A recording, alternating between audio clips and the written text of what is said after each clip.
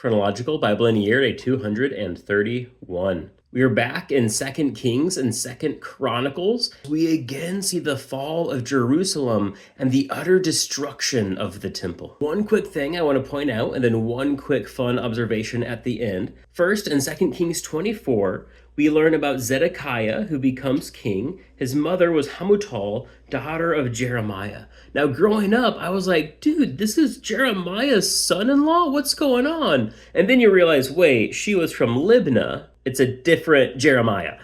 Just like today, multiple people back then could have the same name. So no, the Jeremiah mentioned in chapter 24 is not the Jeremiah who was the prophet who wrote the book of Jeremiah.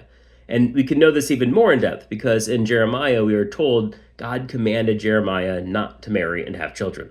So different Jeremiah, not related to the prophet. Just want to clarify that. But then the other thing I wanted to highlight from today's reading comes from the end of 2 Chronicles. As we get to the end of 2 Chronicles, everything has been destroyed. The people have been taken into exile.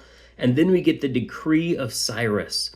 In 22, it says, in the first year of King Cyrus of Persia, in order to fulfill the words the Lord has spoken through Jeremiah, the Lord roused the spirit of King Cyrus of Persia to issue a proclamation throughout his entire kingdom and also put it in writing.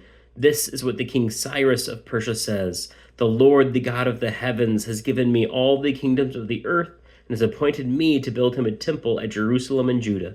Any of his people among you may go up, and may the Lord his God be with him.